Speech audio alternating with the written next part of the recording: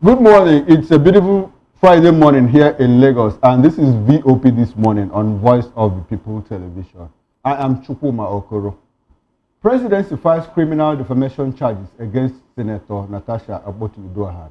That is one of the topics of discussion we have this morning. We also have other topics of discussion. State of emergency.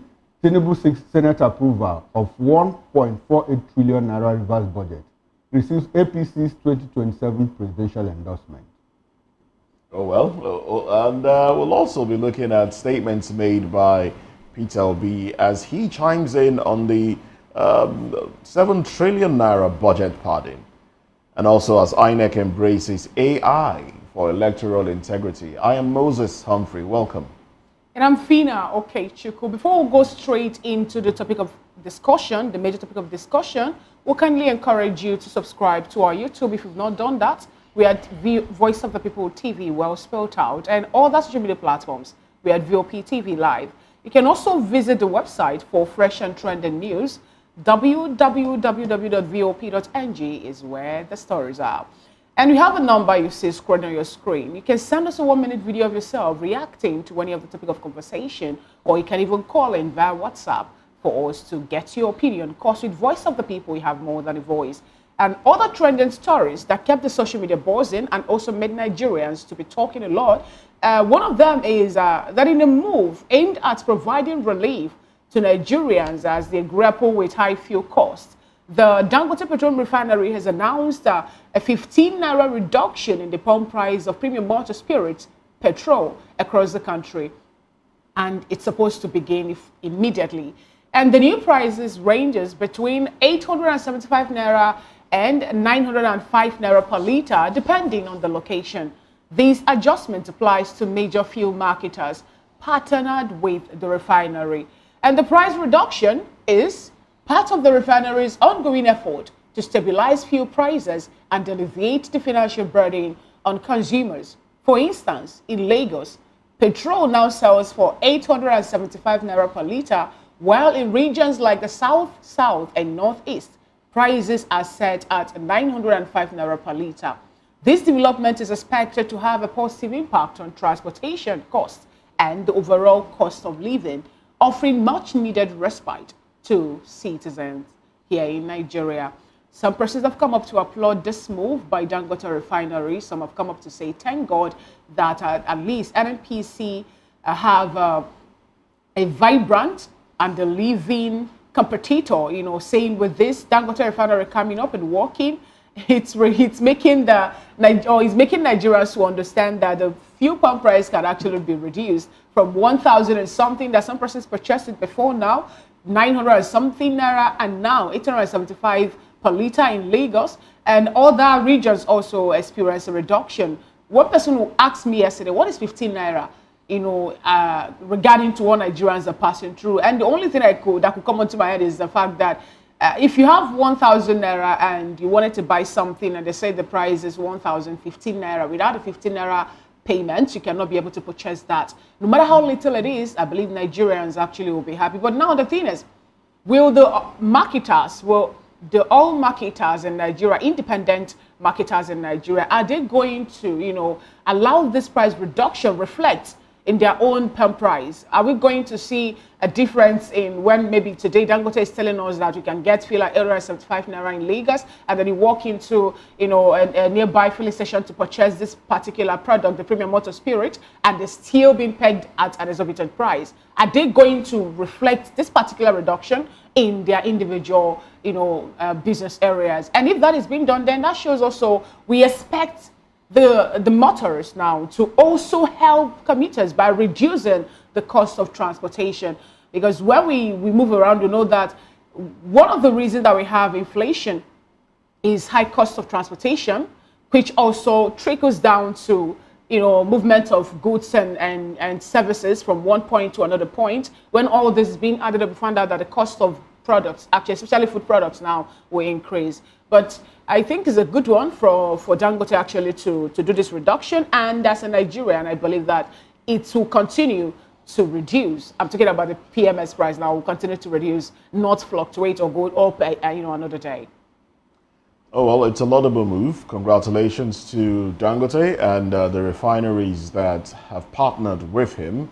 Well, some Nigerians would prefer running to those refineries because the narrative is that the fuel might be better and burns slightly slower than fuel from other importers. Oh well, you ask if you want to know the significance of a figure, an amount, 15 naira. Just imagine 100,000 people giving you 10 naira. As insignificant as 10 naira might be, if 100,000 people give you 10 naira, you have what now? 1 million naira. Now, the volume, the frequency of it amounts to a lot of money. So yes, it's a lot of money. Well, the story here is that the NNPCL, who is a major importer, should emulate, and do same. Start bringing down the price of fuel. I'm still hopeful that someday, maybe before 2027, we should be able to purchase fuel at 500 naira a liter across Nigeria, and I don't mean Lagos and Southwest and South and everywhere across Nigeria. Nigerians should be able to purchase fuel at least 500 naira a liter. So congratulations to Dangote. He's doing business. Well, talking about congratulating Dangote, both you and Fina have talked about how 15 naira is a lot of money. It's a lot of money for the businessman because it apparently drives volume. But for you and I, how much is 15 naira? If we have to buy like 20 liters of fuel, 15 naira amounts to like what? 450 naira. Does that make a difference? To me, it doesn't make a difference. But Moses that can buy you 2 eggs. 2 eggs. Or 1 egg. 1 egg in some location, yeah. Okay, 1 egg in Nigeria. And Moses said something that got me giggling, said NMPC, the major importer of fuel. And I'm just imagining that I'm a farmer, I produce yam or I produce rice, and I end up importing the same product that I produce. What does that tell you? Am I not a foolish farmer? Nigeria is a country that is so blessed with oil and gas deposits. And in terms of oil, crude oil, we sell the crude oil and use our money to go and import the same crude oil. Even if it's in a fairy tale of the olden days, children of these days will not have believed that if you told them this kind of story that we tell about this country, that we produce crude oil, we go back and still import it. Oh well, congratulations to Dangote. That's it. I don't even have a lot to say here. It's okay. Anytime we get to the level where we have to buy, Moses is looking at 500. I'm looking at 200. I'm looking at 100 or below I'm looking that. at 200 or 250 because that is when it will begin to make sense to me. Now, away from that, but related to the issue around Nigeria, poverty, economic decline, and all of that, respected Nigerian pastor and leadership expert Sam Adeyemi has voiced strong concerns over the growing disconnect between the nation's political elite and everyday strugglers of ordinary Nigerians, everyday struggles of ordinary Nigerians. While speaking on the state of governance, Adeyemi emphasized that many leaders appear to have lost touch with the realities facing the poor, warning that the widening gap between policymakers and masses could threaten national cohesion and development. He stressed the urgent need for leaders to engage more directly with grassroots issues such as poverty, insecurity, and unemployment. Adeyemi urged politicians to abandon elitist mindsets and instead adopt people-oriented approaches in policy formulation and implementation. His comments come at a time when citizens continue to grapple with rising cost of living and limited access to basic amenities. Well, the first time I heard this word, lost touch with reality, is there. When Nnamdi Azikiwe, Awolowo, and all of these people were campaigning for independence, they went to London. Do you know how the Foreign Office described them? Foreign Office said that these are young men who have lost touch with the realities of their people. So when Adeyemi says that the elites have lost touch with the realities of the moment, it's a total disconnect. It didn't just start today. It didn't start today. Unfortunately, we have the same elite asking us to make sacrifices, to be patient. But the big question is, are they making the sacrifices? Clearly, they are not. I keep asking, have you ever heard, has anyone ever heard that a governor or a senator was owed 1 month's salary? I've not heard. Maybe if you have, you just let me know. Have you ever heard? They change cars every year, annually. It's an annual thing. Yeah, they ask us to make sacrifices. What is that supposed to mean? They are simply taking us for granted. Well, Nigerians, it's not Chukwumokoro that will tell you what to do. A lot of people believe that we've not had enough of suffering. Then when we have enough of the suffering, nobody will tell us what to do. Moses? That's it. Oh, well, Pastor Sam Adeyemi has said what a lot of Nigerians have been saying. And I think, yes, he's back in the country because I know he left the country for some time right after, I think he was, right after NSAS or about that NSAS time. He left the country and we know the role he played during NSAS. In fact, he was out of the country for about 3 years. I think he just came back not too long ago. It goes to show how people feel, especially when they come toe-to-toe with the government of the day. There is this apprehension that, look, your life might be at stake. So everybody is trying to fall in line. The issue of Nigerian leaders can be likened to a guardian, a parent in the house who sits who sits on a table filled with, goodies, and you're munching on them, and the children are standing round the table, and you tell them, look, there's poverty in the land. There's no money, so you guys need to, learn to manage what you have. And then you don't even stretch out to give them or invite them to join you, and the table is just filled, like a king's table, and you're munching. That's a good example of what our leaders are doing. They are buying expensive vehicles, driving in convoys. Governors are compelling local government chairmen to buy vehicles for obas and the rest, and everybody is just trying to enrich themselves, while the people who should be served, the people who elected these individuals into office, are scooping from the dump, are just, scrambling to get a little thing into their stomach. It's unfortunate, but that's the story of Nigeria. That's where we are. And it's when the people decide that enough is enough, and we want to take our country back, we want good governance, the people will have it. I believe within myself that the political elites are not, when I mean they are not, they've not lost touch of reality, what is happening in Nigeria. They are aware of it because I could recall the president somewhere in Brazil telling the world that we're having issue of insecurity, things are not working the way it should. Nigeria as a country is not vibrant economically. And he was there actually to ask for help or to solicit for other nations to help Nigeria. He was also out there to woo foreign direct investors to come into the nation. But now the reality there is this. You are aware of your problem. When they say when you know your problem, that shows the solution will not be far-fetched. You are aware of your problem. You know what the problem in your country is. But it's just that you don't have the political will to do the needful. That makes it more painful. Like if you check it out at all lengths, it makes it more painful. Being not aware.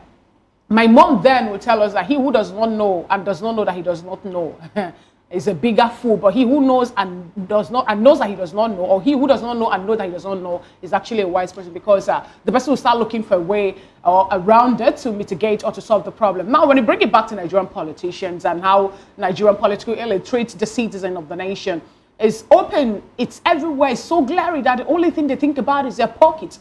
The only thing they think about is how to soak and to drive Nigeria, to make sure that even the little resources we have, cannot get to the people who have it. And people are beginning to ask, what is really happening? Is it that they don't have this, is it that humanity have left some persons? Because I can't see the reason, for example, you're sitting there as a legislator, as one of the persons out there to represent a particular constituency. At the end of the day, according to one report we have, you're taking 2 billion. Some are being given 1 billion. I'm talking about House of Rep members now, the case may be. And the only thing you can do for your constituents, you say you're empowering them. Some will give one single tire of motorcycle. Some even went as low as giving pots for their constituents to be cooking what? There is no food and you're giving them pot to do what with it. Some even went as far as getting Paul for them. Like people are going to die, okay, let me empower with Paul so that when persons die, you just use it to bury them. Some got so many things that you begin to ask, where are these people? Where did they drop their conscience to start with? State governors on their own part, they are receiving very large allocation. The FAC allocation this time around have also been increased. And if you go to some states, they will look workers who are there, who are working, whose tax also is part of what they're using paying them, will not be able to receive the minimum wage also. We have 70,000 minimum wage, and some state governors are there comfortable telling Nigerians, I cannot afford to pay you this amount of money because we don't have much money in our coffers. And these particular persons are living large. They are chilling and they are enjoying themselves. Bring it back again to the issue of insecurity. You have persons that will spend billions of naira on, will have trillions also spent to make sure that the issue of insecurity is being capped. It's a thing of the past. But some persons that are there actually sabotaging the whole action. Yesterday, Babangana Zulum was talking about how politicians were busy aiding the Boko Haram insurgent groups to make sure that persons are being sacked from their ancestral homes, and you're saying that they have been cut away from the realities of life. They are aware of everything happening, but it's because of their selfish interest. They wouldn't want to do anything about it. But it's high time Nigerians will understand that the power lies with the people. We are a democratic nation. My voice, your voice can actually it can go a long way. It counts. So the only thing, I say this 2023, 2022, before 2023 election, I said something, I said, the best way for you to do something good for yourself is to wake up, get there, get your PVC, get ready. On the day of election, you go out there to cast your vote. Your vote counts. So don't believe in the words or stations that say that your vote counts. And that's why your politician brothers and sisters will come back to you once it is election time. You start seeing them within the communities. But anyway, let's see how this actually turns out. All right, let's take you to Akwa Ibom now. Akwa Ibom State Governor, Pastor Uduaghan, has issued a stern warning to his political appointees, telling them they must choose whether to stay loyal to his administration or resign if they plan to, his words actually are that defect to the APC or resign. Now, those were his words, and this comes amid reports that some officials are considering, he is defecting to the APC, and he said, look, it's no longer secret that I intend to defect to the APC. So come along with me or step aside. Well, it's his government. Some would say it's government of the people for the people, but it's really his government. And and he's not talking about elected officials. He's talking about appointees, those that were appointed into office. And I also saw that not too long ago, he increased the salaries of certain individuals, yes, some other officers there. Their salaries, I think about 368 of them, who represents the 368, area councils or something like that. Their salaries were increased from 250 to 500. All of this is, give you juicy package and ensure that you continue to work for the administration. Yeah, so it further buttresses what we've been talking about Nigeria tilting towards a one-party state. And I say this: if all the political bigwigs in major parties moving to one party, what is left? It's a one-party state. You can speak ideology and say, no, it's not a one-party state, but what will be left really? You have those who do not occupy any major position fighting with those that occupy position who have defected already. And we've also been told that those that will remain in certain parties like the PDP to ensure that the party stays destabilized will be even more than those that will defect. So Governor Uduaghan has made it clear that he's moving to the APC. Congratulations once again to the APC. Congratulations to Uduaghan of Akwa Ibom State. Finally, it's settled, And but a lot of people saw this coming because a lot of people saw this coming. Okay, so before I go on, most of the time, I think it's the government of the people, but it's administration. It's his government. It is his administration, but it's the government of the people because the people put him there, you know, to administer them. Now that's it. It's a done deal. Finally, we know now that Governor Eno is in APC. You know, he will formally make his declaration to move to the APC. And it didn't come as a surprise because the thing has been it's been loading. You know, it's been loading.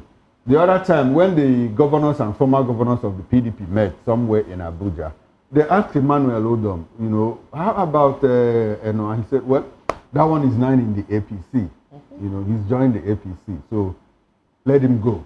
For me, I'm still with you here. I'm still part and parcel of the PDP. So that brings me, what is happening in the South states? Looks like Akwa Ibom is trying to copy Rivers State. You recall that it was Akpabio that put Udom. Now, when Akpabio wanted to port to APC, and he wanted to drag Udom said, no, I'll rather remain in the PDP. I think it was at that point that they parted ways. Now, it is, Udom has now, you know, installed Omor, and Omor is leaving to APC. So, and Udom stays back. So something like the loyalty of Udom to the PDP is top notch. You know, you cannot take that away from him. So when you have the Senate president and the governor in the APC, what it clearly means is that Akwa Ibom is APC. So, and when people talk about one-party state, I asked some of my guests, how about one-party state? Is it possible that Nigeria will turn to a one-party state? They said, no, it cannot happen. It can't happen. The president said something yesterday, President Bola Ahmed Tinubu. He said, PDP, others are dead. They are empty vessels. When the president tells you that, what does it mean?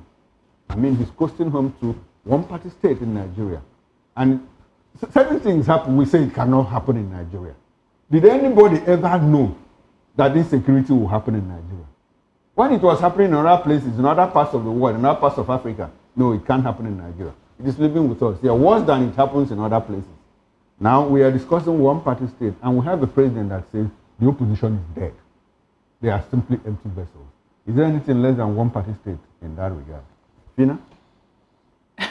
Interesting question indeed. Is there anything less than one-party state, you know, in that regard? But the only part of Eno's speech that got me, you know, wowed was the fact that he said, let me tell you, anybody who believes that when I leave PDP, he will, you know, go back to BDP to fight me. He said something about it.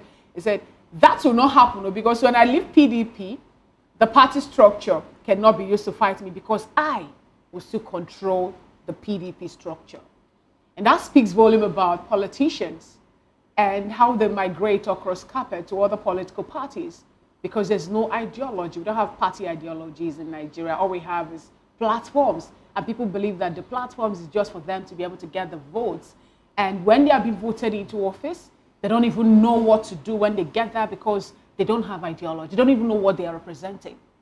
They don't know anything they are doing. The only thing they believe in is, let us get there, you know, emancipate the world, get this and all that and move on, which shouldn't be.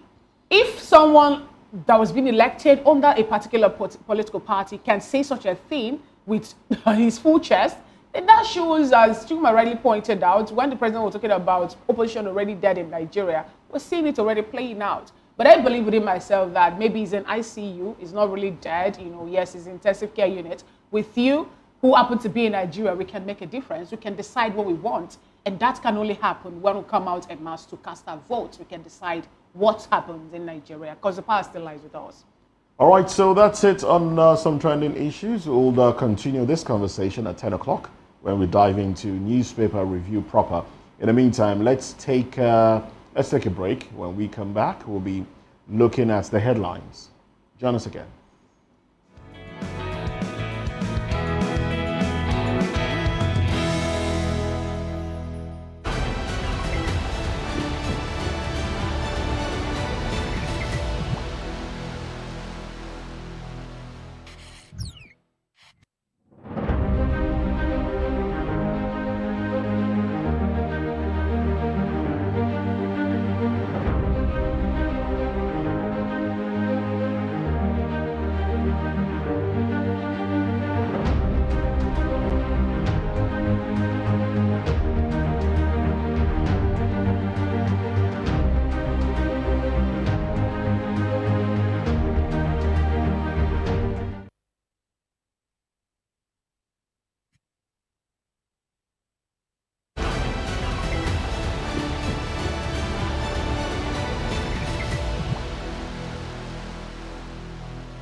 Thank you for staying with us. It's still VOP this morning, and it's time for us to take a peep on the cover page of the national dailies.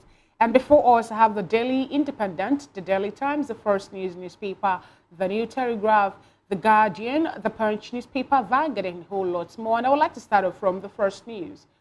Today, on the cover page of the First News newspaper, beside the masthead, the story there reads, Assassination Claims. FGC's Natasha lists Akpabio, Yahaya Bello as witnesses. President Tinubu seeks Senate approval for 1.48 trillion naira Rivers State budget. FG earns 52 kobo from every 1 naira made by Dangote Cement. Aliko Dangote. I will take that again for emphasis' sake. It says FG earns 52 kobo from every 1 naira made by Dangote Cement. Aliko Dangote. Nigeria's telecoms set for 4G, 5G boost as $1 billion gear arrives by July. NAS leadership endorses Tinubu as next presidential candidate for 2027. The banner headline, at APC Summit, Tinubu thunders, my reforms are working, no pain, no gain. Right as to that story, APC endorses Tinubu as sole presidential candidate for 2027. Akpabio, Tinubu deserves to be Nigeria's only choice. APC governors pledge nationwide support for Tinubu's second term. Court admits video evidence featuring Danjuma Uzodinma DSS DG in Kanu's trial. Dangote refinery lowers petrol price by 15 naira nationwide. And the bottom strip headline, Trump bars Harvard from enrolling foreign students. Those are the stories on the cover page of First News newspaper today. All right, to the Daily Independent. PDP, others dead, just empty vessels left behind. Tinubu says he's optimistic of more defections to APC. Declares party didn't force anyone to join them. APC governors NAS leadership endorsed Tinubu for 2027. What we are doing to make Nigeria safer by Ribadu. Tinubu's endorsement, sign of unease within APC, CUPP. And then window headlines, court admits DSS DG Uzodinma Danjuma videos in Nnamdi Kanu's defense. Defect to APC or resign, Governor Eno tells commissioners, others. And Nigeria, now prime investment destination, says Shetima. 2027, Northern Democrats join forces against Tinubu. Tinubu asks NNPCL board to consolidate on gains of economic reforms. Headsman attack claims 2 soldiers, 2 civilians in Benue. FG files criminal charges against suspended Senator Natasha. Dangote refinery reduces PMS price to 875 naira a litre. All right, and those are the headlines on the Daily Independent. Okay, let's quickly run through the New Telegraph. The New Telegraph, PMS, marketers lose 31 billion naira daily to local refiners on price differentials. And the AML, CBN releases draft on standards for automated solutions. The window headlines, food security, regional inclusion key to Nigeria's stability, Tinubu.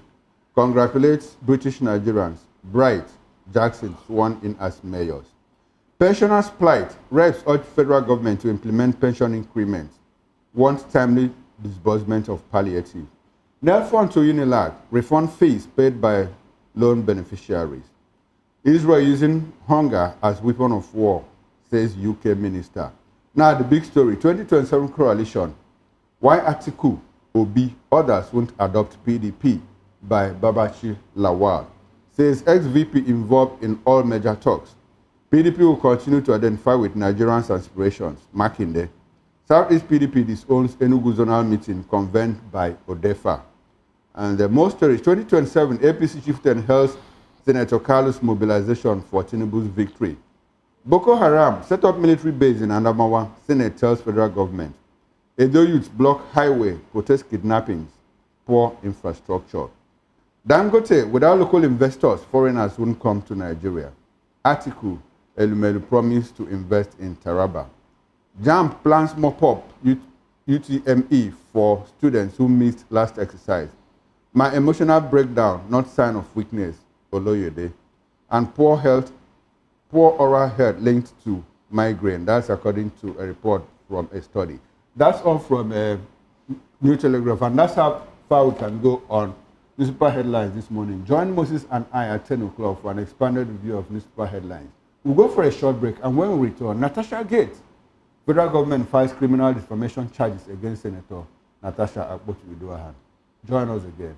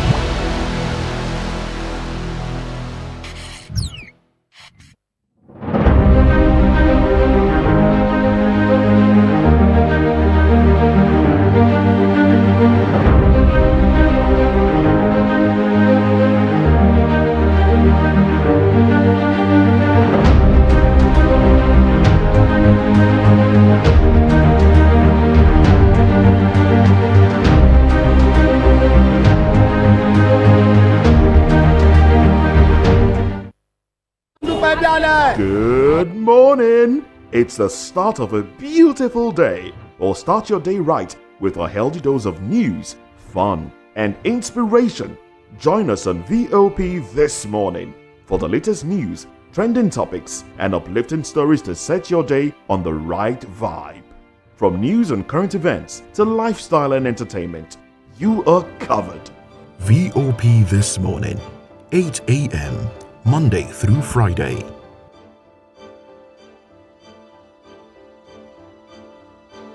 Are you ready for the extraordinary? Something big is happening on your screen. Introducing VOP TV, now streaming on SLTV channel 264. From breaking news to captivating conversations, news analysis, giving you all sides to the story. We bring in-depth discussions on the issues that matter, from politics to sports, entertainment, and lifestyle. VOP TV on SLTV channel 264. Join us as we redefine what television means to you. Voice of the People Television, VOP TV. Now you have more than a voice.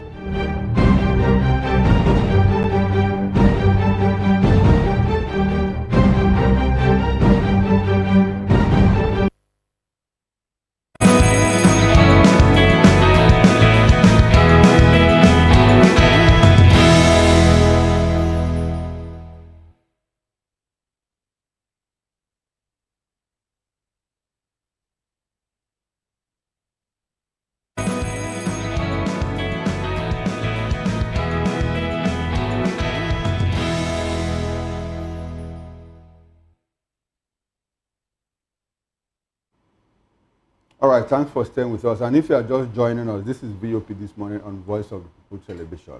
The federal government has initiated criminal proceedings against Senator Natasha Akpoti Uduaghan, representing Kogi Central, over allegations of defamation. The charges stem from statements made during a live interview with a television broadcast medium on April 3, 2025, where she accused Senate President Godswill Akpabio and former Kogi State Governor Yahaya Bello of plotting her assassination. While the case filed at the Federal Capital Territory High Court in Abuja cites Section 391 of the Penal Code, which addresses imputations harmful to a person's reputation, punishable under Section 392. Senator Akpoti Uduaghan, who was suspended from the Senate in March 2025 for alleged misconduct, maintains that her allegations are truthful and has called for transparency in the proceedings. The government has listed 6 witnesses, including Akpabio and Bello, to testify in the case. While this development adds to the ongoing tensions within the Senate, following previous allegations by Akpoti Uduaghan of sexual harassment and political intimidation. We have in the studio here with us Mr. Adele Fanimo, seasoned reporter and VOP in-house analyst. Good morning, Dele, and thanks for joining us on VOP this morning.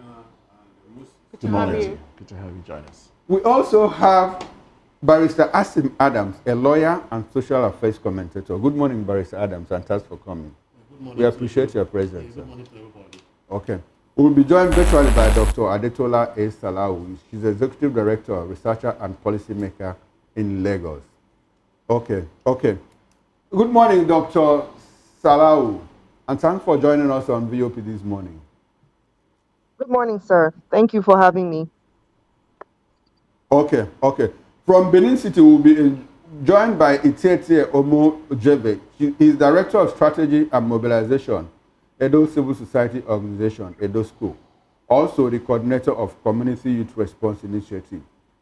Good morning, Itete, and thanks for joining us on VOP this morning. Good to have you here, sir. Good morning to the viewers. Okay. All right, and let me start with Dr. Salau, and she's Executive Director and Policymaker. Dr. Salau, you are familiar with the Natasha story, and yesterday we heard that the federal government has filed a suit, of defamation against Natasha. What's your broad reaction to this suit? Let's have your reaction. I don't want to get to specifics. Let's start with your reaction. How did you feel when you got the news that, look, the federal government, not Yaya Bello, not Akwa, has filed charges against Natasha on defamation case? Hello, Dr. Salau, can you hear me? Oh, sorry, sir. I was muted. My apologies. I said, sir, this is my first time hearing about this. I have been closely following two other situations on the news, so I wasn't aware of that. I'm surprised, and I will have to read more and find out what context and what mitigated it getting to that level. I have to go and do my own due diligence to go and find out more. Honestly, this is the first time. All right, well, this is, sorry. Go ahead. Well, this is coming on the heels of allegations she made against Senate President Godswill Akpabio and Yahaya Bello, accusing them of an attempt on her life. And here we are. The federal government seems to have taken up the fight. Well, anyway, let's go to Tietie now. Tietie Omojebe. Thank you very much for joining the conversation. He's Director of Strategy and Mobilization, Edo Civil Society Organization. Welcome to the conversation. Now, let's have your broad overview, first reaction to this development. Good morning once again. I saw the news and I was like, what is the federal government's interest in the matter? But I really can't pinpoint. If the federal government is suing, maybe using the police, since it's a criminal matter, and I think suing through the police, through the office of the Attorney General, or just because it's somehow, I don't know how it's involved. I think the Senate President and Yahaya Bello that was alleged should have been the one going to court to challenge the matter, but I really don't know, because I've not actually seen. I knew that they've taken the case to court, but I've not actually seen the charge sheet. I don't really know the interest, or if federal government is suing via maybe the Nigerian police force is suing, but they sue on behalf of the federal government through the office of the Attorney General. I'm really surprised. Yes, there was an allegation, a grave one at that, so-called attempt on Senator Natasha's life. So I think it's a matter that should be taken to court normal. But if it's the federal government that should sue, that's where I'm a bit confused here. Or if they are suing on behalf of the Nigerian police force is suing on behalf of the federal government, that can be understood. But the Attorney General and Minister of Justice, I'm trying to get a now, Omojebe, don't you think that this is in a way to, make people to be answerable to all claims and allegations that they're bringing out, given the fact that the person they're talking about here is the number 3rd person in Nigeria, the president of the Senate, is being accused of such a crime? I hope you understand what it means, seeking someone's life. And this lady made this particular statement, on the national television. Don't you think that actually is what prompting the government for them to redeem the face of Nigeria as a nation now, to say, come to the court and tell us what you mean when you raise all this dust? I don't have any issues with it. It's a very grave and serious allegation that was alleged. And I think, but my point is that, shouldn't the Senate President go to court, sue her, should it be the Federal Republic of Nigeria suing? These are their private issues. It's not actually related to the nation. So how private is this case? How private is it? We're looking at two senators, two members of the National Assembly of Nigeria, not fighting on political party basis or talking about a community rift or issue, but this time around we're talking about they're having an issue in the national body, the National Assembly. So you don't think the federal government have the right to wait in at this point in time, at least to help sort out whatever thing is it that they have as an issue? So unless the federal government is suing through the Nigerian police force, which is normal, if Akpabio actually wrote a petition against Natasha of defamation or lying, then the police can take the matter to court, not the federal government taking that matter to court. Akpabio can also sue as a private. Yes, both of them are senators. Now, so in this case, Omojave, this particular case we're looking at here have Akpabio and the former governor of Kogi State, Ihaya Bello, to be witnesses. These are the people that the government have called up as witnesses in this particular case. Recall that the allegation also was made. They have their names also being mentioned in that particular case. So how do you feel about this, that the persons who have been allegedly, accused of planning or plotting assassination attempts in the life of Senator Natasha-Gate Uduaghan now happens to be witnesses by the federal government? That's the point I'm trying to make. Now, I don't. Maybe this is also a new, a novelty in our legal jurisprudence. Right. Maybe let's go. But first, I think it should be what was it called? Senator Akpabio and that should be still the suing. Yes. Thank you very much. Thank you very much, Itie Omejebe. Now let's bring it to the studio now, Barrister. This is your forte. So I've been waiting to come to you in this regard. Does it seem like, first off, let us understand the interest of the federal government in this? I know that those accused of threat to her life are the President of the Senate and a former governor. But what is the interest of the federal government in this? And does this look like a battle lost to Natasha already?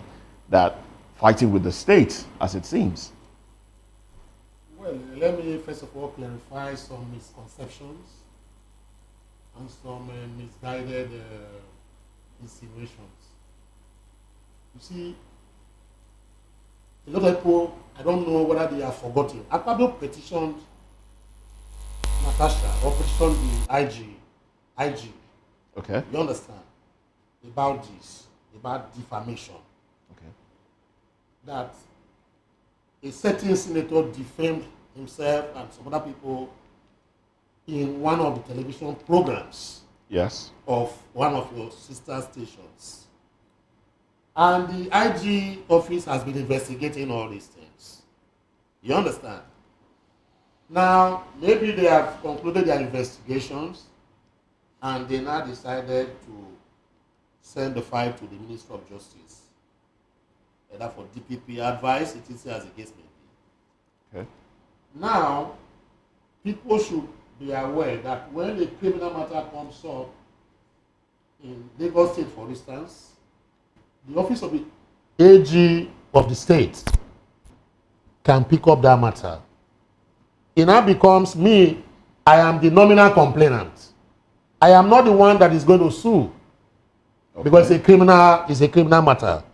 Okay. So if Akpabio wrote a petition, because people are politicizing this thing, if he wrote a petition to any of the agencies as a Nigerian citizen, not as a Senate president, he wrote that petition to IG of police and they have the right to investigate. If they investigate, they can also prosecute. Police do prosecute. They have the department that prosecute on behalf of the state and on behalf of the person who wrote the petition. The Ministry of Justice under the AG Fed can also pick up if it's a federal offense. Also, the same thing if it's within the state. For instance, let me give an example. Most of the armed robbers we have today who are undergoing trial in the federal high court and other high courts, state high courts here. Why is it that the victims are not the ones who are suing directly? They sued either to the police, the prosecutor in the magistrate court, or in the high court, as the case may be. Okay, so they now go there as a nominal versus. I'm coming, sir. That's what I'm saying. Yes, I'm coming, sir, please. Because some of these things, I need to explain this. When they say state, Federal Republic of Nigeria versus, the federal government is in charge of all criminal affairs. Once a matter has been criminalized, you understand? The state takes it upon themselves to prosecute. You understand? Now, those who made the petition based on which they are prosecuting to the police after the investigation are called the nominal complainants. So under our law, if I want to prosecute, I can engage a private lawyer, to get a fee to prosecute. But I cannot just file in court once a criminal matter as a private lawyer and take the functions out from the state and begin to prosecute. So I must get the AG's fee, as we normally use the word, to prosecute criminal cases. Now, all criminal cases are handled on behalf of the nominal complainant by the state. That is why it is called the Federal Government of Nigeria versus the state. You have made the point. We don't have a lot of time here. All right. The point you have made here is that the federal government can sue because they are the ones. Through the office of the AG. Even the state government can sue. Can sue through the office of the AG so of the state. That is why you hear federal government versus. That's right. Or state versus, that case may be. Okay, now okay, sorry, sir. So before you get into all of that, you said something that Akpabio made a petition to the IG. Yes. Why are they cherry picking? Because Natasha was the person that even made a petition to the IGP.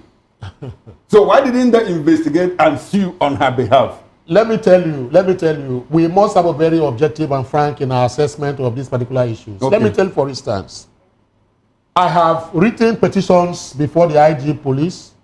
I have written petitions against people before the EFCC. Even as I speak right now, some of my petitions are pending. And I go down on a daily basis to find out why have you not, done whatever. They'll tell you they are bureaucratic, whatever as the case may be. So I cannot even answer the question why they are cherry picking. Okay. Because I've been a victim of that particular situation as the case may be. But this is what obtains in the legal or criminal firmament Let's bring Nigeria. Mr. Fanemo into this conversation. So that is the situation. I wanted to put this in very succinctly straight so that people don't have these misgivings. Now, as the case may be, he has the right to do. What we should be analyzing is whether defamation is a criminal offense. I wanted to ask you that question earlier. Whether it's a criminal offense that shall be prosecuted, or a man that is defamed should go to court. Maybe Akpabio can go to court and sue civilly. Well, you tell us. To get compensations instead of criminalizing it. So we have case laws that we should have looked at.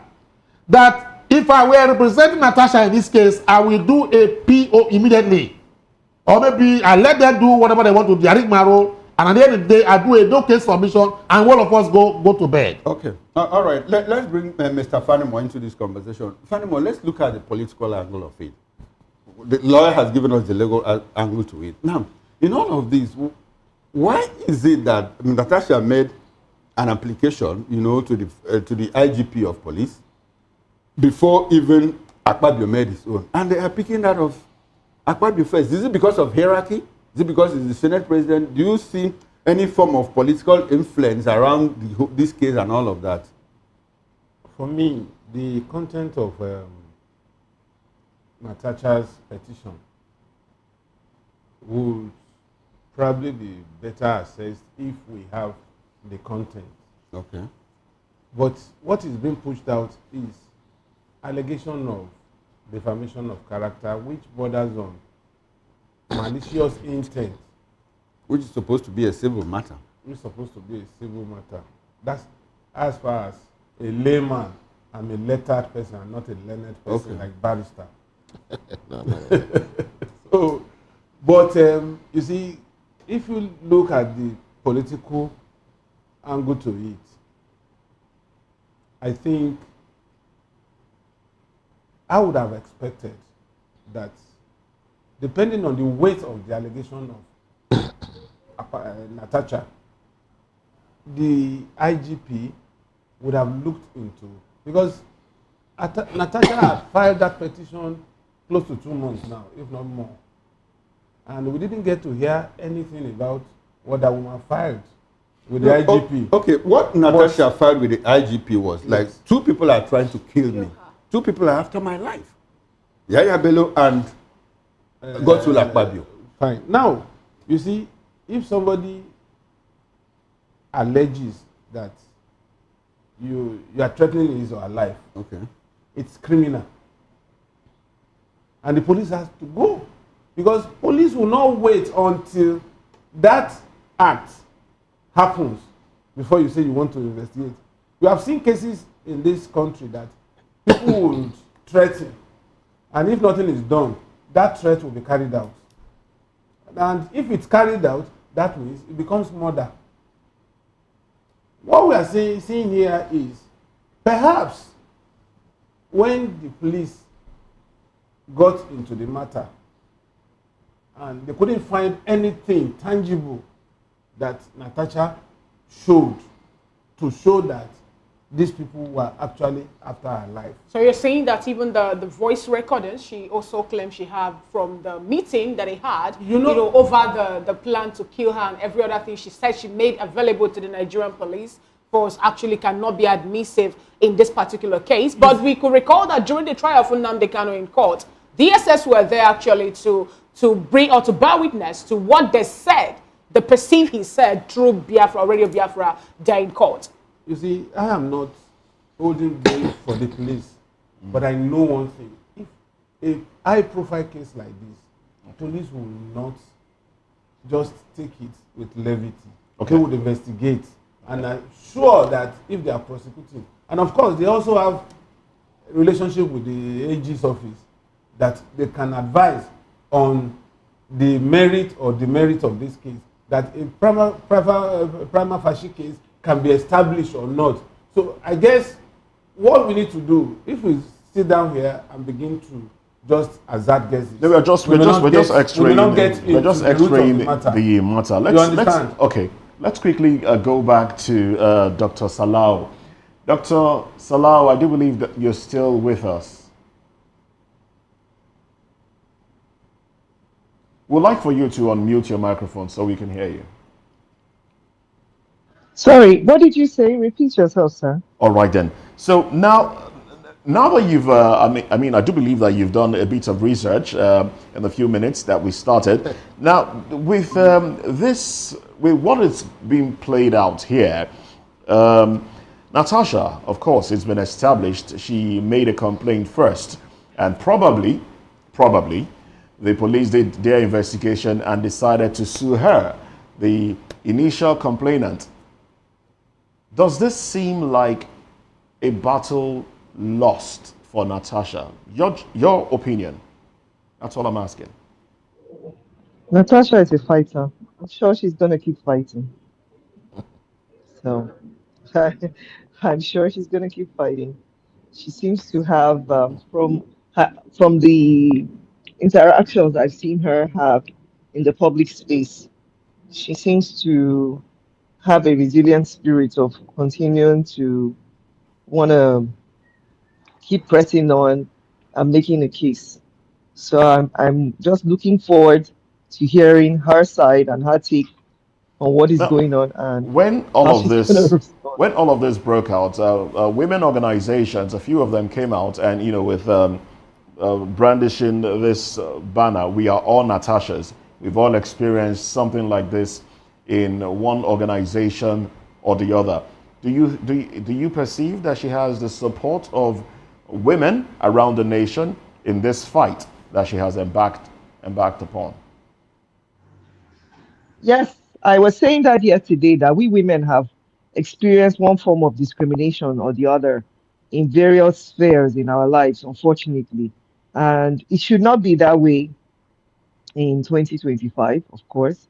It should be at this point we understand what a positive force women are and how we are half of the populace and denying us the right to be able to contribute what we have to our societies, actually denying society itself. So it shouldn't be that way. But you But also as I know, started, my Sorry to interrupt you. So sorry to interrupt you. But you also know that in some crimes, some people have been accused falsely of sexual abuse, and they've gone to jail only to realize years down the line that it was a false accusation. What can we do differently in this country to ensure that nobody will be accused falsely, and those whose rights have been trampled upon will have justice? What would you advocate for? investigation, a fair investigation, because each victim has the right to be able to state this is what I'm happening, this is what's happening to me. But at the same time, as you have pointed out, we also don't want abuse of the system to where people who are actually innocent are maligned. So there should be thorough investigations. There should be evidence, facts that are backing. This is what happened. I have all of this to prove that this is what happened to me. Okay. And there is a systemic how will I put it, transgression that has occurred over That's it out. time Okay. against me, and this is impeding my rights as a human being. All right then. Mentally, yes. Before we leave you for another guest, now let me get your opinion on this, Dr. Salau. You just talked about investigation and proper, due diligence when doing that. Now, do you think that in this particular case, they were going to see any truthful or transparency in this particular proceeding, given the fact that, like my colleague in the studio pointed out, the person who also, petitioned the IG of police over threats to life, we didn't hear much about how the case turned out. But now we're getting that the FG now sues over defamation and this particular case. Are we seeing any transparency at all coming out from this? I'm hoping that we will.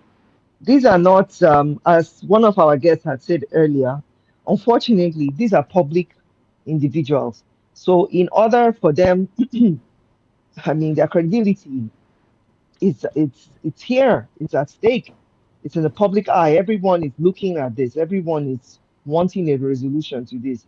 So I'm sure that both sides will want to make sure that, look, I have a credible case, and this is where I'm coming from. Okay. These are the things that I have to back my position. All right I then. couldn't see them taking this lightly, particularly now that the entire world, as our host said, and the entire world knows about this and is looking at this case. All right then. All right, thank you very much. Now let's bring it back to Barrister. Barrister, you were going to say something about case law, and tell us about defamation. At what point does it switch from being a civil case to a criminal case? You see, the point is defamation, law on defamation here, because Nigeria practices a very funny system of criminal jurisprudence. We have the Criminal Code Act in the South, another one operating in the North. So a lot of states in the South here, under the Criminal Code Act, like in Lagos, defamation is not criminal, it's not criminalized.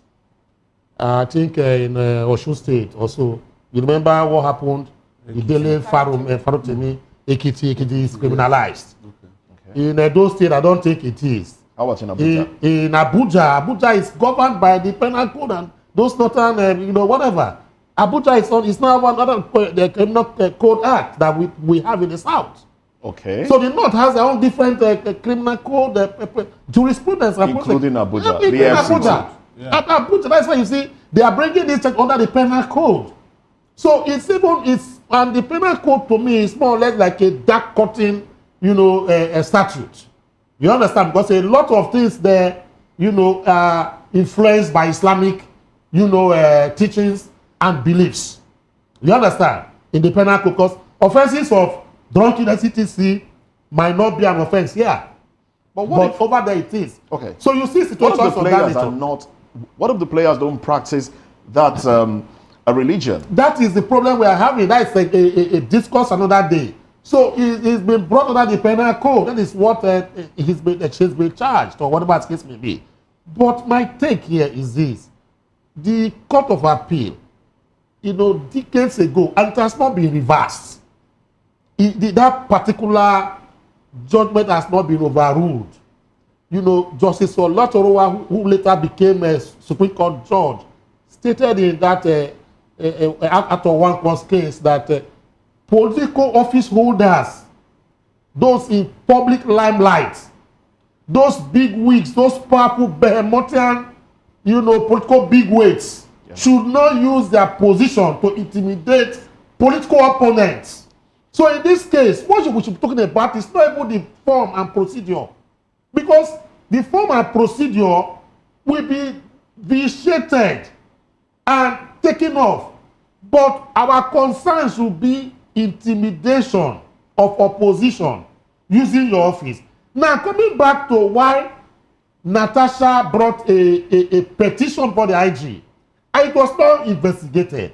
Or maybe it was investigated, but short investigation. Why? Because of the personalities involved. Can police go and investigate Yahya Bello? Can police go and call the Senate president to say he wants to investigate him? These are the issues we should be talking about. That Nigeria has become a circus. Forget about the form. What about the procedures be taken?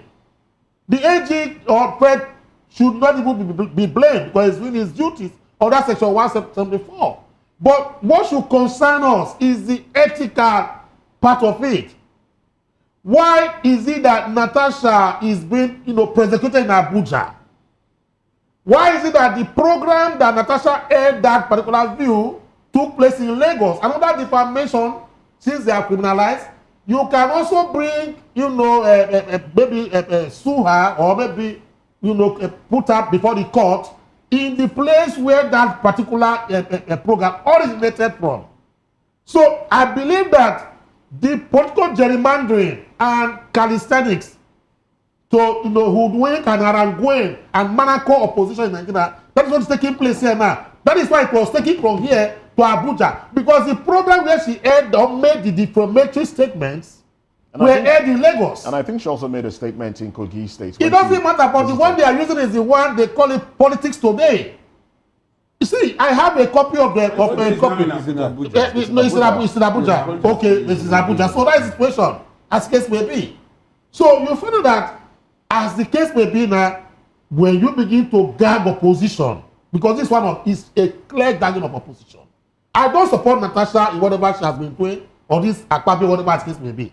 But when you begin to push this too far, then it now becomes that you are creating a state of booby traps and a state of Idi Amin. And you now begin to want to operate Nigeria like the state of Jim Bede Bokassa, the butcher of Bangui. You see, we don't want that to happen when you silence opposition, because it's a tool to silence. Now you have two petitions before you, the police. Nigeria police are speaking to you. I just am telling you right now.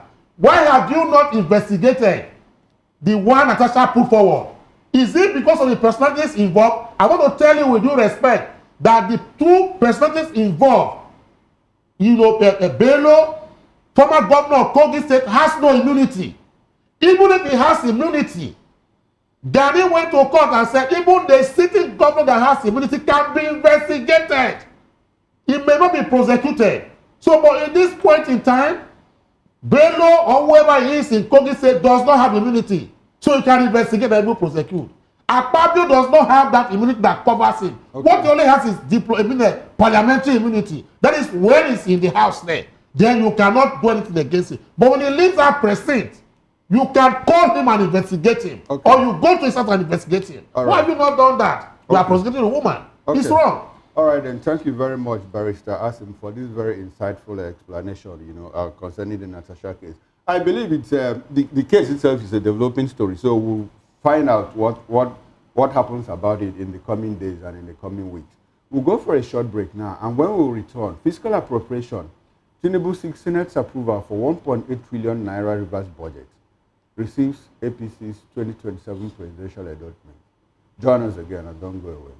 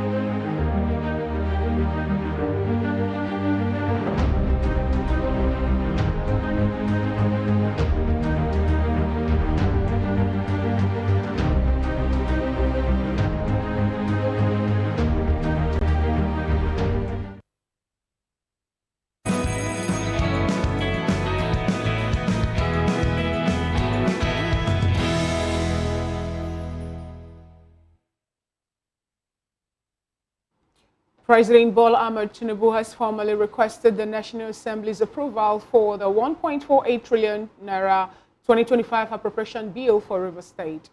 This move follows the declaration of emergency rule in the state in March, necessitating federal oversight due to the absence of a functioning state legislature. The proposed budget allocates 324 billion naira for infrastructure projects, 166 billion for health initiatives, including 5 billion naira for free malaria treatment, 75.6 billion naira for education, and 31.4 billion for agriculture. The plan aims to stimulate economic growth and create approximately 6,000 jobs in the state. And a significant political development, the All Progressives Congress, APC, has unanimously endorsed President Bola Tinubu as the sole presidential candidate for the 2027 general election.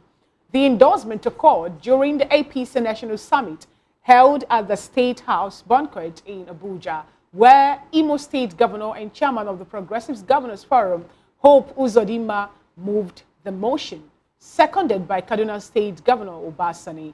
The motion received a unanimous voice vote from attendees, including Vice President Kashim Shettima and other party leaders. The APC leadership cited Tinubu's economic reforms and leadership as reason for their support. We still have with us in the studio Mr. Dele Fanimo, seasoned reporter and political analyst, and then we have Barrister Asim Adams sitting closely beside Dele Fanimo. He's a lawyer and a social and political commentator.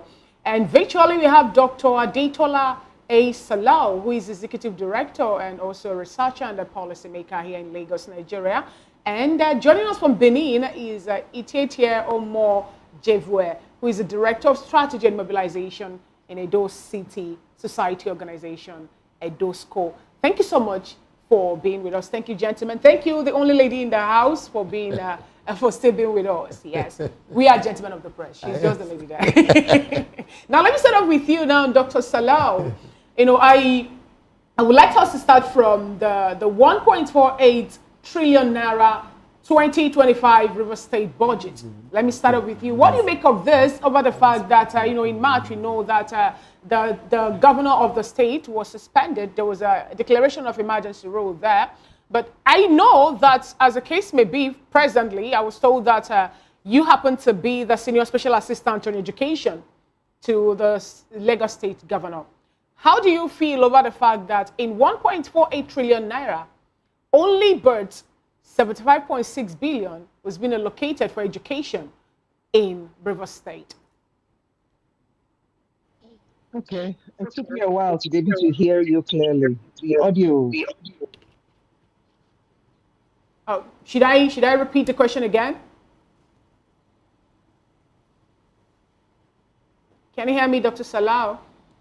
I was asking if you can hear me. I asked how you feel about the fact that finally... I know. I needed to, first of all, clarify that I'm no longer serving in Lagos State. I serve now in Kwara State. I'm the special advisor on education in Kwara State. So I needed to clarify that first. All right.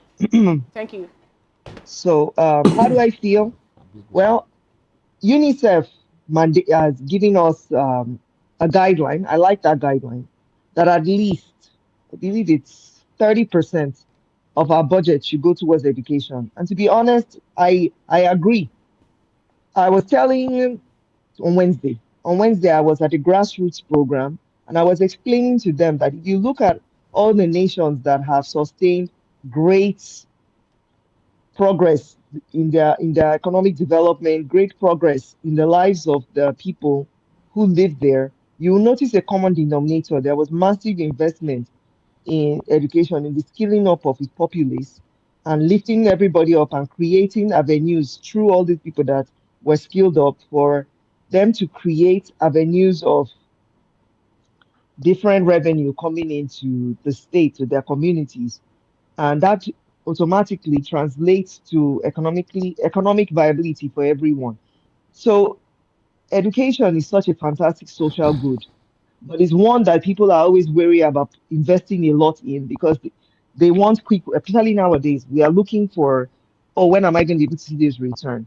But it's one that you're guaranteed that you will see a return. It will take 5 years, 10 years, 20 years, but you will see that return. And it will pay off in remarkable ways. But it needs to be sustained and it needs to be dedicated. And that's our hope, that every time we have our lawmakers come in and pass these budgets, that they will remember how critical this is for building not just today, but building tomorrow and building for these generations that are coming. Now, we just had, let me just stay little on this education before we move over to the political aspect of this particular topic. We just had the UTME examination conducted, a few weeks ago, and we learned about, the glitches that happened to the point that over 390,000 students couldn't write that examination. Yes, JAMB have come up to say that we even have another map-up exam for those that couldn't write it. And we're also having an issue also with the NEL fund. We have a NEL fund now that some persons are talking about the deduction that some institutions are subjecting students to and all that. Isn't it a way of crippling the work, or rather, or the idea and ideology that you're championing, or that the Ministry of Education is championing to make sure that Nigerians have quality education, even within the system? I don't really clearly. Sorry, reiterate what you're saying again. My apologies, please. All right, I was talking about the just concluded JAMB examination that just happened a few weeks ago. We learned about the glitches and how persons were being allocated results that is not even theirs, because of the glitch that happened. And again, on one hand, we're getting information that even the NEL fund, the money that was being pushed out for students in university to be empowered, that some persons are mismanaging the funds, if I'm to use that word. We're getting information about deductions and all that. Now, isn't that a way to, stifle the government's process in increasing education and its benefits in Nigeria? And if that should be the case, what is the government doing about all this at this point in time? Okay, we are talking about NEL fund, the money that is going for our students who need opportunities for cash money, so that they'll be able to access being able to pay their tuition and being able to sustain themselves in school. A fantastic initiative from the Office of the Presidency. NEL Fund is, in fact, I am so happy that that program was established and it's run ongoing right now for our students. We actually carried out a sensitization exercise around it in our state under my office. And I have to say, I am really, really, really enthused that that something like that enables more equity for our students exists. Unfortunately, even in Western climes, when you are administering money, there are glitches here and there. And the issue now that really comes to play is being able to streamline and mitigate each of these glitches here, so that the students who are actually supposed to be the recipients of this money can receive it. All right. And I can tell you, sorry, sir, give me a minute. Okay. I can tell you from my correspondence and my interaction with the people who are at the Abuja office that this is something that they are very, very strongly working on. Every time I have had any of these situations with students, I directly contact them and say, look, this is what these students told me. This is from this institution. In fact, when they were with me right there at Kwara State, immediately they started taking down information and telling them, okay, we're going to get back to you. We're going to work on this. We're going to do this. They are really, really driven in making sure that this money gets to the right place. All right, and thank you very much, Dr. Salau. Thank you very much, Dr. Salau. Let's come back to the studio where we still have Barrister Adams. Barrister, the president presented a budget of 1.48 trillion naira to the National Assembly on behalf of River State. Should the president be the one to present that budget in a state of emergency? Why not the sole administrator? Or let us understand what is the proper thing to do. Is it right that the president is the one presenting River State budget when there's a sole administrator? Does that does that cancel the state of emergency in Rivers? No, it doesn't. It's just that, you see, if you look at the state of emergency rule that was imposed, I have said I've been against that it's not supposed to be, but I am tired of what ought to be. Let's talk about what is. Okay. Yeah. What is now is that there's a state of emergency. Whether rightly or wrongly, there's a state of emergency. And the state of emergency was inaugurated by the president under Section 305. Then under section 305 sub 2, there is questions have been asking. Now you say the president can, even without consultation with National Assembly, can on his own to, declare an emergency. What the president just needs to do is to put some notes in a gazette and maybe within 24 hours send to National Assembly for consequential approval. Now, the question I've been asking is this. The gazette that was sent to the National Assembly on the state of emergency in Rivers State, has anybody seen what the notes are, enclosed in that gazette? I have not seen it. In that particular note that the president sent to the National Assembly, maybe one of them is that he is the one to present the budget because he cited, I think, a section 31 of the emergency rule, law under which he's operating. I don't know if you understand the point. I do. And that particular law is talking about is that law that was approved by the National Assembly. So which means there is something that is, somewhere that we don't really know. Because the president cited the Emergency Rule Act of 2025, which was the one that was passed by the National Assembly, affirming, the emergency, situation in Rivers State. So in that particular act that he cited section 3 also and something 1A of that particular act. That is what he is operating on to now, give that budget, to Rivers State, as the case may be.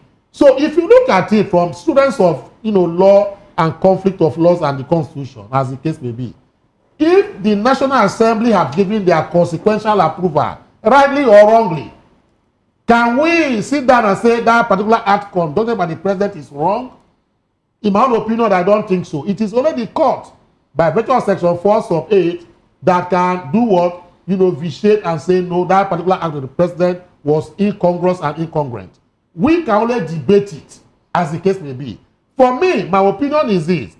The president is president of Nigeria and not governor of Rivers State.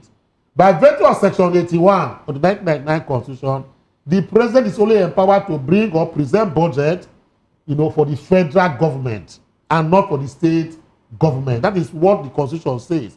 So, but for him to now go and present, the budget for the River State is acting outside of the Constitution. Maybe the doctrine of necessity, has not created this. And that doctrine is this, that what is otherwise illegal has been made legal by necessity. Maybe that is what is going. A lot of people are confused. Yes. I like the fact that you said that the president is the one that presents the budget of the federal government Yes. of Nigeria. Section And 81. that's of Abuja too, because by law he is the governor of Abuja. Absolutely. The FCT minister holds that position in trust for him. Now, I wanted to also know, now that there's a state of emergency, is it the governor and that the sole administrator is holding that position in trust for him? Probably that's why he presented the budget, to the National Assembly. Okay, no, it was more like a rhetorical question because you've already answered it. But we're just trying to expand it. Yes. Now, Dele, let's bring you into this conversation. Why the interest in Rivers State by the president? Do you have any idea why the president is so much interested in Rivers State? Like the budget now, does it look like, because a lot of people were like, there was no need for a state of emergency in Rivers State. The president was simply after the resources of Rivers State. Now, I'm going to present the budget himself. Does it look like, has he validated people's assumptions? Any right-thinking president in Nigeria will factor Rivers State, Lagos State, and probably Kano State as states that shouldn't be ignored in the scheme of things. Lagos State, because it's the economic hub of Nigeria up till now. Abuja is just the political capital. Kano State, because of the population and the centrality of Kano in the politics of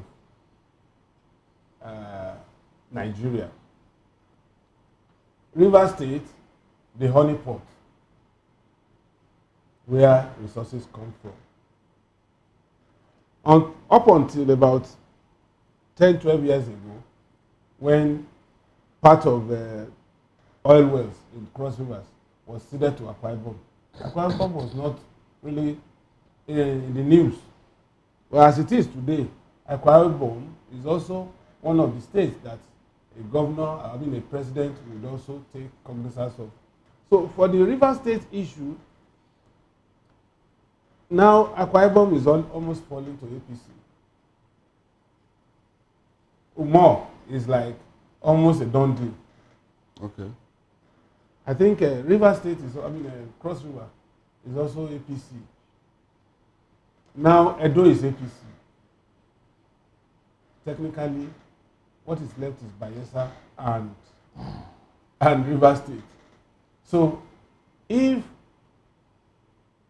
Rivers governor had created this opportunity for the APC and the president to come in, a politician will always cash in on such. Now, does it have to, you see, you said that every president ordinarily should be interested in River State, yes, you know, as because it's it's the lollipop port of yes. Nigeria, and this is not Nigeria. I'm not saying that president would wholesale want to cause problem there and take whatever it is, because that does it look like that is what is happening? But well, I wouldn't say that. Okay. But what we are looking at now is that a River State in the kitty of APC President Tinubu is like let me not use the word capture.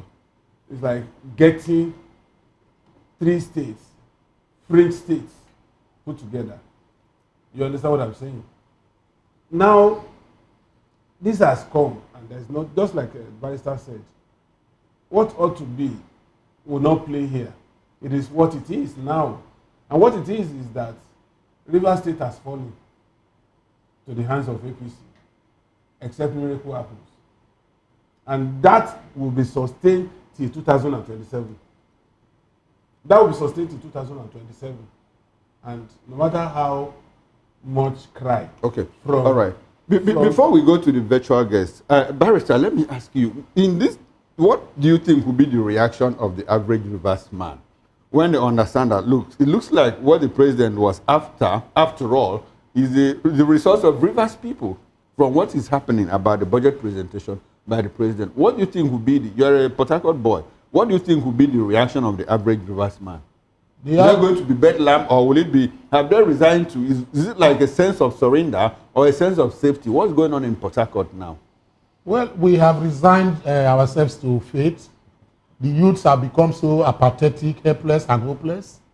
You know, in a maladroit situation. If you look at most youths of River State, Niger Delta, they are citizens as sufferers.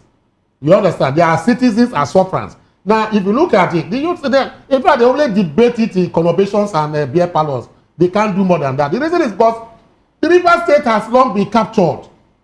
Is it the oil wells we have in the Niger Delta captured by a cabal clique from the northern part of Nigeria?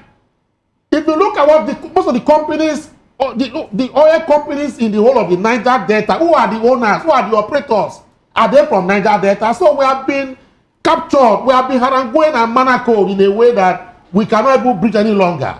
As the case may be, this has added more salt to the injuries that we have in the Niger Delta. So Niger Delta, River State has been, you know, the honeypot, like he rightly said, for even, not just Tinubu alone, all presidents in Nigeria, because of the population importance and because of the resources that that particular state has. But debilitating poverty, palpable one, has held us down. Now, River State and the citizens are like children who have what they call stunted growth. We are just, you know, we are just, you know, roving and moving on top of the water like a reed. A place that ought to be a heaven on earth, kind of, because of resources that accrue to that particular area, given to us by God. But the sovereign country called Nigeria has denied, you know, us that particular opportunity for us to become the Dubai of Nigeria. It's so sad. Barrister asked him, some persons will actually disagree with you over the fact that for what is happening in River State, as a case may be, it also was being brought to them by a Rivers man. If you say River people are suffering, we have a Rivers man working closely with the now president, you know, the person of Nyesom Wike, and he has been so verbose about the activities in River State up until the time of the state of emergency declaration, still making his boast. So when you say people in River State or River persons are suffering, we have a Rivers man who is smiling and also, you know, still supports all the activities of this president in River State. The point is this: people should not single out Nyesom Wike as the only person that has brought problems to River State. He Even some of the political titans that we have, all the lists are from River State. Where are they? The Omehas of this world, are they not from River State? Where are they? The Osnopara, from a top number 3 citizen in Nigeria, as the case may be, as that time was from River State. You understand the point? We have political titans from there. So the politics that they play there is peculiar to that particular state. And that is why the state has been held down right from 1999. When the people begin to say it's only yes, so I disagree with that particular point. Just so is not the only politician that is in River State. And why is it that before Isuke became governor, that River State was held down by poverty? Palpable one for that particular matter. That the miasma of hunger and hopelessness is staring in our faces. You see young boys who are 28 years old looking like 70-year-old people because of hunger and starvation. So what are you going to talk about it from 1999 to date? Right. So it's been a harrowing experience, a very horrendous one for River citizens and its people right from 1999. Okay, it's a state that has been stunted by growth, by the political environment and firmament around it. Right, Barry. Yes. So let's get Itetia Omojeva join the conversation. Yesterday, the president made a statement that PDP and other opposition party that they are all dead already.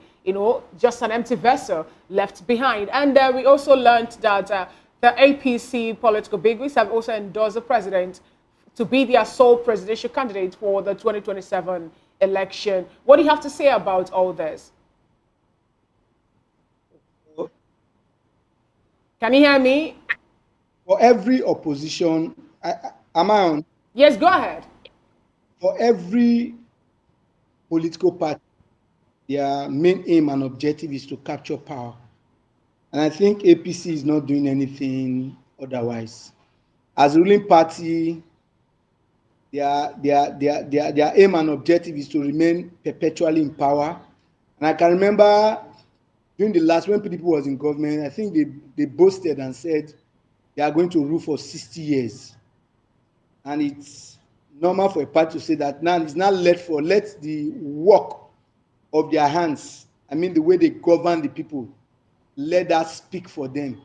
If they are still going to be there for 60 years according to PDP. But unfortunately, they were voted out and APC gained control. And today, APC is also gallivanting, say they are going to remain in power. And they think they've actually sustained their hold on power for about 10 years now. And now we still have another, let's say, 2 years for this tenure to expire. One thing I don't actually like doing is to talk about, for which both the ruling party and the opposition party start politicking when we've not even done half of the first tenure. It's really sad. It saddens me a lot to see that we've not even reached 2 years of this government and they've started talking about politics of 2027. But one will say that once there's an election, the next thing will be another politics to begin. Now, let's get your final thought, Dr. Adetola A. Saliu. Let's get your final opinion on this topic.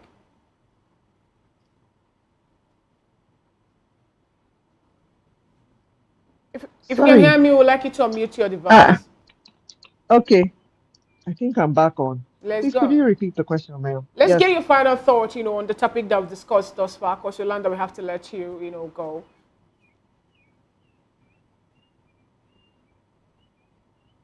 I think I'm trying to remember following. I know we went from Jam and then we went to River State and trying to remember all the let's have your concluding thoughts on the Jam issue. The issue about students and writing multiple examination and JAM being the central body. Let's have your thoughts on that one, your concluding thoughts in about a few minutes. That one I have clear thoughts on. Go ahead, please. One of my, I'm very, very wary about how short the time was for the students to retest. And I was on Channels TV last week, Saturday, and I was talking about the fact that we need to boost the skills of our students around digital literacy.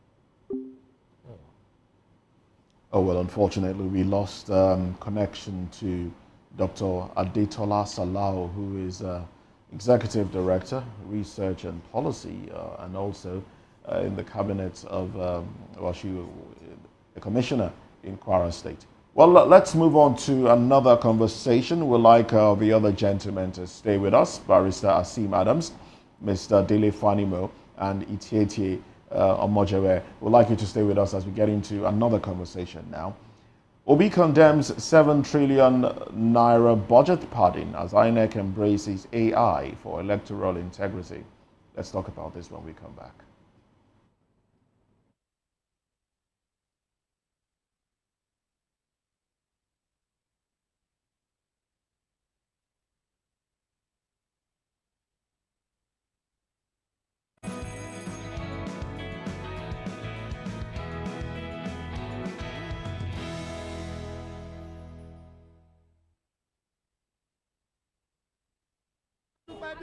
Good morning. It's the start of a beautiful day. Or start your day right with a healthy dose of news, fun, and inspiration. Join us on VOP this morning for the latest news, trending topics, and uplifting stories to set your day on the right vibe.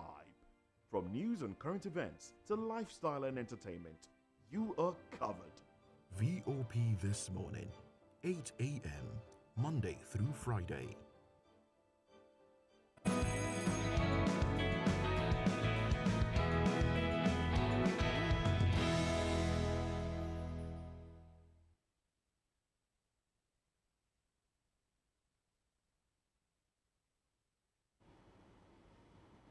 Well, former presidential candidate Peter Obi has decried the alleged insertion of 7 trillion naira worth of questionable projects into Nigeria's 2025 national budget, describing the nation as a relentless scene of corruption. The civic tech organization Budget reported that 11,122 projects totaling 6.93 trillion naira was added by the National Assembly without adequate justification.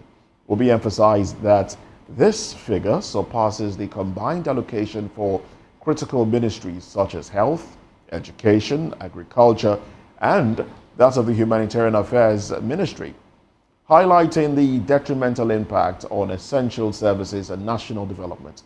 Now, in a separate development aimed at enhancing electoral transparency, the Independent National Electoral Commission, INEC, has approved the creation of an artificial intelligence division within its ICT department.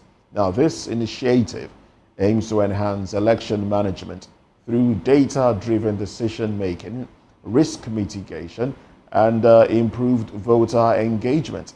Well, INEC's National Commissioner, Sam Olumeko, stated that the AI division will help the Commission better coordinate existing technology investment and strengthen electoral credibility through predictive analytics and intelligent safeguards. Well, we obviously have a lot to talk about, and we're trying to, lump everything together just so our viewers have, a good breakfast, as it were.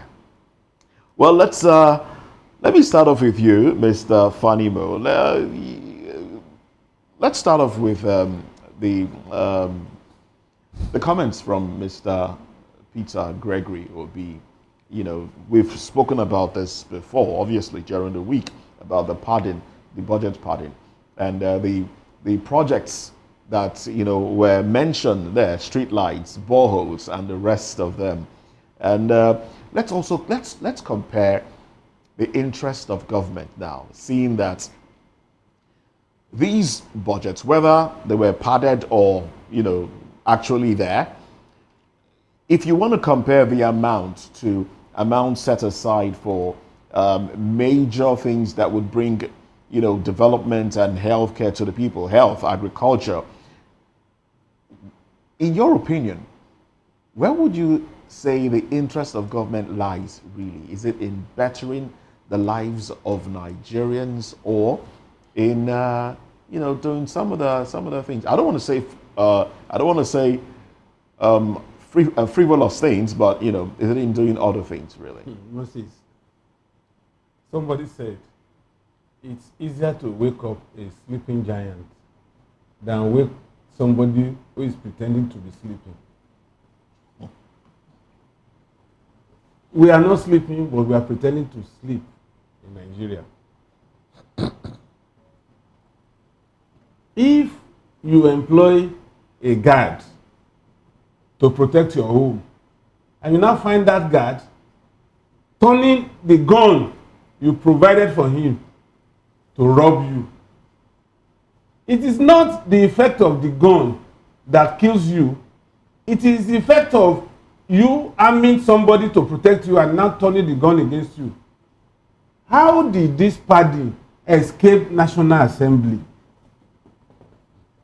How did they accommodate this party that a non-state actor, as it were, is now discovering it?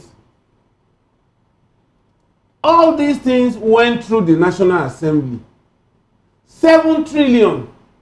Do you know that health, education, and agriculture put together, they are not up to 7 million and 7 trillion? Yes. So this is how these National Assembly members, through oversight functions, through budget padding, this is how they come around. Even ministers, a sitting attorney general who is supposed to make law for Nigeria, shortly before he left office during the last administration, distributed 170 SUVs to emirs, sheikh, and all that in his constituency. How did he get this money? These are the ways and means. This is the special purpose vehicle through which this money is made. Okay. Now, let's do arithmetic. 7 out of 49. That's about 13 to 14% of the entire budget. A budget that you have to borrow 13 trillion to service. Now, somebody is sitting pretty in his or her house and cornering this. This is just a fraction of what they corner. Other monies come to them. So, how are we now going to discountenance somebody who said live on social media that we take between 2 billion and 1 billion for constituency projects? And how are we sure that all of us feel that these 2 and 1 billion will reside within maybe 1 year? But how are we sure that it's not even monthly now? If it is monthly, this 7 trillion can accommodate this monthly for 4 years. All right, let's bring Barrister Asim Adams into it. Barrister, let's be a little bit more precise. Ministry of Education was allocated 3.52 trillion naira. Ministry of Health, 2.48 trillion naira. Ministry of Humanitarian Affairs and Poverty Alleviation, we hear they got an allocation of 260 billion naira. And then the Ministry of Agriculture and Food Security received 636.08 billion naira. Now, when you combine all of these, they are approximately 6.896 trillion naira, not even up to the 7 trillion that was padded into the budget. What's your reaction? My reaction is this: we shouldn't even discuss this budget padding issue because it's been there for a very long time. Exactly. In the Obasanjo period, we had the padding budget, and we know that there have been padding budgets. Otherwise, a young legislator or a young member of the House of Assembly from my constituency will not be buying a Maybach of about 300 million naira, just going there to sit down and not even communicate or even contribute to what is happening in the House of Reps. And within 3 months he got to power, he has now become an overlord and a feudal lord. And he now see us as proletariats. So I'm not surprised because people were asking, where are they getting more? I said, let me tell you that being a senator or being a member of the National Assembly is like, being in the Medellin cartel. Because that place has now become a place that the Medellin cartel people in Colombia will envy. Because the monies are coming from there. In fact, I don't even know whether some countries of the world have such budgets in them. Is it not true budget padding? So we have not dealt with the issue right from time. So be just raising it now does not mean it has not been there. But the only surprise I have now is that So you mean it has still continued and nothing has happened? Now, if a senator or a House of Rep member, Taraman and Ibom man, when they want to commit crime, they take about their religious bigotry behind them and come together and steal the money. So why is it that we have not been able to nip this in the bud? So why are we complaining? So Obi, we keep talking like the lone voice, in the wilderness. But and they will not listen to him. It's not just Obi. Nigerians are talking. Nigerians are complaining. Because Nigerians are not seeing the dividends of democracy. We are not pressing democracy, but Moses, with due respect, I've said this. We are pressing plutocracy. Very close to mobocracy. Let me tell you the truth of the matter is this. Democracy, if you press it, because don't kind of denigrate the word democracy. We are trying to like insult democracy. This is not democracy. Democracy is a government by the people, for the people, and by the people. Is that how they describe it? Is that what we practice here? No.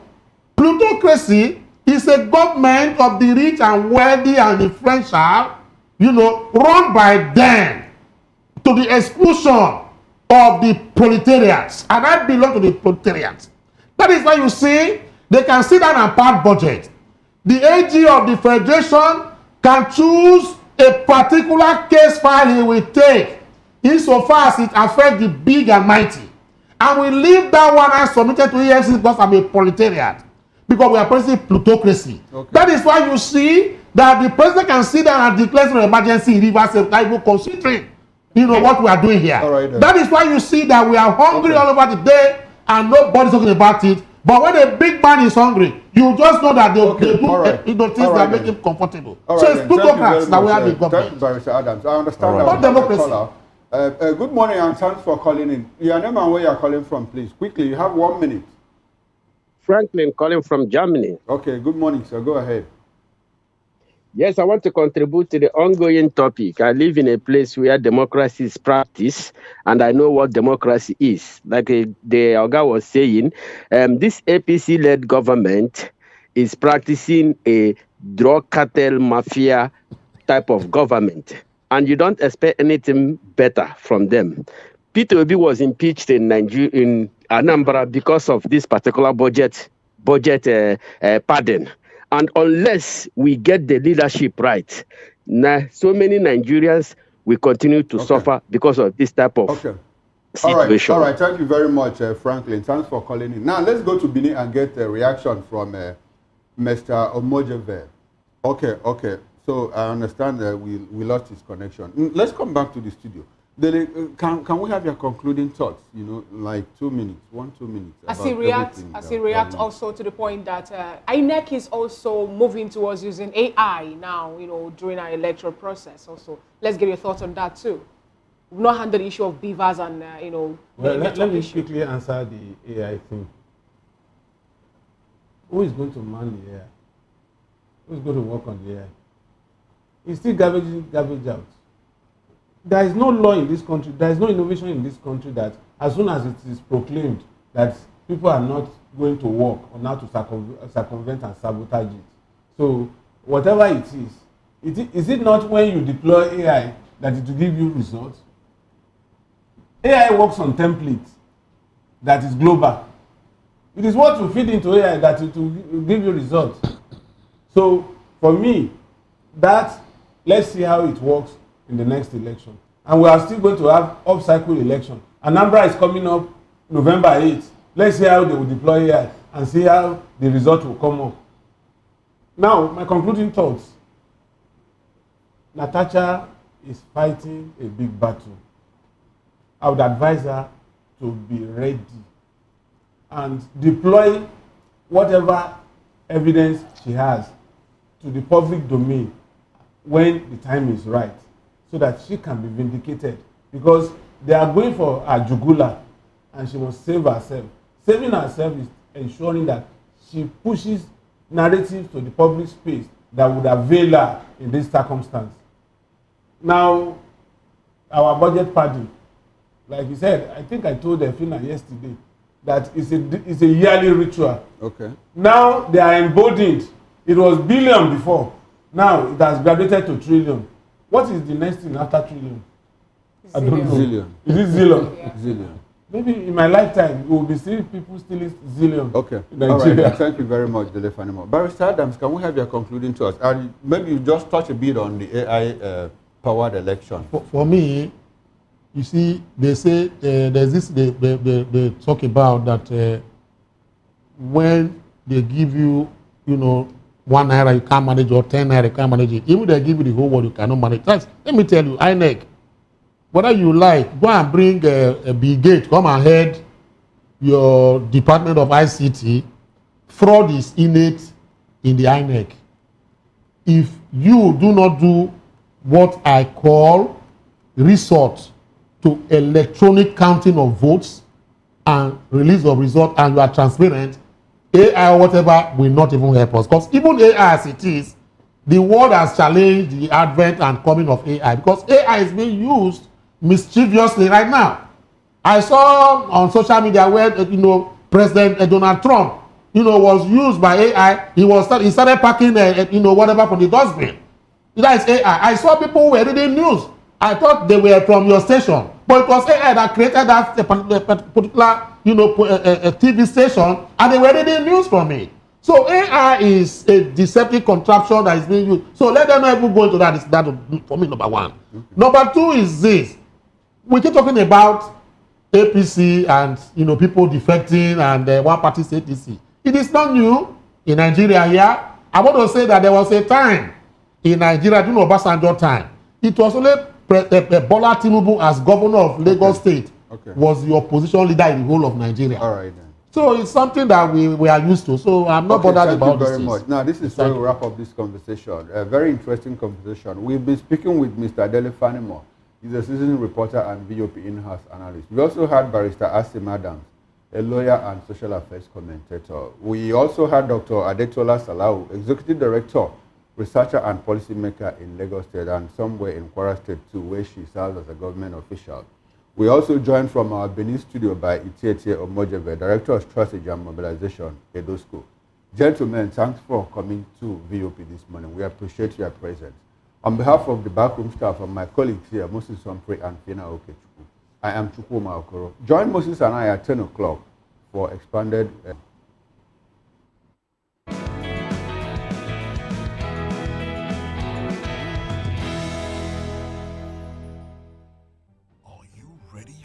Extraordinary. Something big is happening on your screen. Introducing VOP TV. Now streaming on SLTV channel 264. From breaking news to captivating conversations, news analysis, giving you all sides to the story. We break in-depth discussions on the issues that matter, from politics to sports, entertainment, and lifestyle. VOP TV on SLTV channel 264. Join us as we redefine what television means to you. Voice of the People Television, VOP TV. Now you have more